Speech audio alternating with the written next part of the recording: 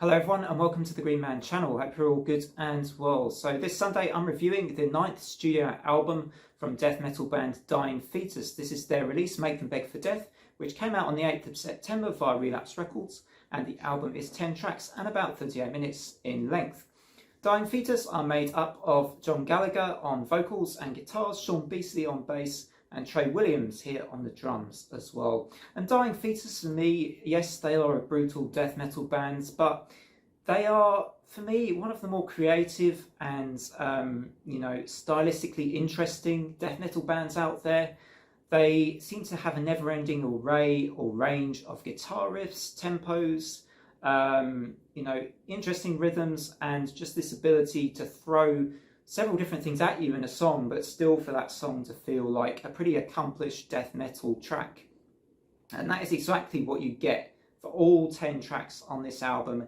It's just a barrage of excellent, brilliant, brutal, barbaric death metal. And if you're not going to be disappointed, I don't think. If you're just a death metal fan, this is a band to check out. If you like your more brutal kinds or technical kinds of death metal, they're also a good band to check out. Dying Fetus, and me here, have delivered one of the best albums of this year. Probably regardless of genre, but certainly in death metal, this is one of those album of the year type contenders for my money. So another thing I want to say about this album that I really like is the production is near perfect for this kind of an album anyway, and this kind of a sound. You can hear everything nice and clearly. Nothing is hidden too much or muffled. The drums, the bass and the guitars are all nice and front and centre, and you can hear just about everything that you need to and that you want to hear from this latest record from the band. So Trey Williams, his drum set does not get much of a rest throughout this entire album. He is just hammering away at those drums in all his different, all different ways and patterns, and it's just fantastic. The sharpness of this band and their abilities doesn't seem to tire even about 30 years into their careers. I mean, it just is not letting up at all. So going into some of the songs now, we kick off with Enlightened through Agony, a savage opener that pretty much displays all the elements of Dying Fetus firing on all cylinders. Second track, Compulsion for Cruelty, shows the band's ability just to work through those range of tempos, keeping you guessing which style of riff you're going to get next. Third track, which was called Feast of Ashes, perhaps my favourite on this album, with its frenetic guitar leads coming in between stomping guitar rhythms, and you get this absolutely amazing riff, which I adore, that comes between about 2 minutes 11 seconds, and I think I specifically wanted to shout out this riff because I love it. It's about 2 minutes 11 seconds it starts, and it finishes about 2 minutes 40-ish, or maybe slightly after that. It is just awesome riffage, the kind that gives you goosebumps if you're at a death metal gig. It's just fantastic. Throw Them in the Van just lives up to its song title, really. This is a song that just throws you into a van and drives off and doesn't care, and that's it.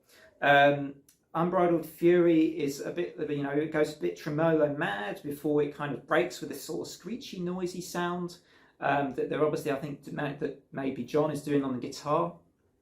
And then it throws you back into more chunky grooves and rhythms. Undulating Carnage, another track I really enjoyed on this album, that just slams its fist down with yet more frenetic tremolo riffing and a range of meaty, chunky riffage once again.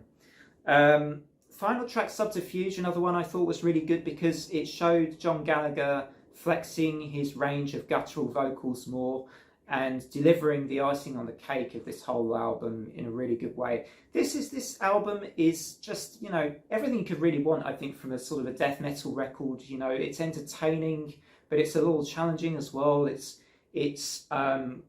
It's like kind of a death metal party. This is a mosh pit album. This is an album that you want to be in a mosh pit for, I think.